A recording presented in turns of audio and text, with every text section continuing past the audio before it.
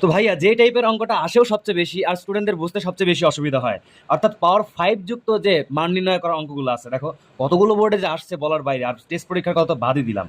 অর্থাৎ এ plus B এর মান যদি দেওয়া থাকে, তাহলে এর পাওয়ার 5 যুক্ত মানটা তুমি বের করবা। এখন এ প্লাস বি এর মান থেকে এ স্কোয়ার প্লাস বি স্কোয়ারের মান এবং এ প্লাস বি এর মান থেকে এ কিউব প্লাস বি কিউবের মান, এটা সবাই পারে, হ্যাঁ। অর্থাৎ এইখানে এসে স্টুডেন্টরা আটকে যায়। তো এখন আমরা যদি এটাকে 1 নম্বর ইকুয়েশন চিন্তা করি, এটাকে 2 নম্বর ইকুয়েশন ধরি, তো 1 নম্বর আর 2 নম্বর যদি গুণ করে দিই কি হয়, এমনটা হয় না? অর্থাৎ এ কিউব প্লাস বি কিউব, এ স্কোয়ার প্লাস বি স্কোয়ার, এই দুটোকে আমরা গুণ করলাম, এর মানগুলোকে আমরা গুণ করে দিলাম। এখন হচ্ছে আসল কাজ, দেখো বীজগাণিতিক গুণের নিয়ম, এটার সাথে এটাকে গুণন, এটার সাথে এটাকে গুণন, ওকে। তো পি কিউবের সাথে পি স্কোয়ারকে গুণন, তো পি কিউব গুণন পি স্কোয়ার। তো সূচকের নিয়ম অনুসারে তাহলে পি কিউব পি স্কোয়ার গুণ করলে হবে কি, পি টু দি পাওয়ার 5। এই যে সমজাতীয় পদের কি হবে, পাওয়ারগুলো যোগ হয়ে যাবে, তাহলে 5। এরপরে প্লাসে প্লাসে প্লাস হবে, তো পি কিউবের সাথে one one divide by P square গুণ করতে হবে, তাহলে কি হবে, পি কিউব ইন্টু 1/p²। তাহলে এখানে কি হবে, উপরে থাকবে পি, উপরে জাস্ট পি থাকে, অর্থাৎ পি।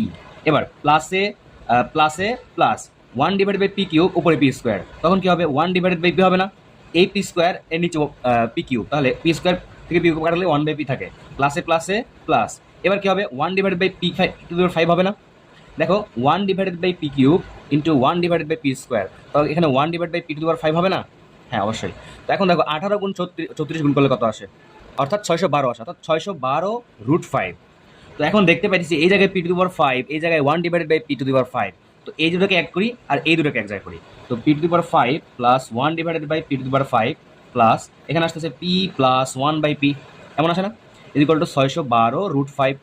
ওকে, এখন p⁵ প্লাস 1, এখন সবাই পারবা, 1/p⁵ ইকুয়াল টু 612√5 মাইনাস এখানে p প্লাস 1/p এর মান দিয়েছিল 2√5, তো জাস্ট বসাই দিলাম। ওকে, তাহলে p⁵ plus 1/p⁵ equal to কত হবে, 612√5 থেকে 2√5 মাইনাস করলে জাস্ট থাকে 610√5।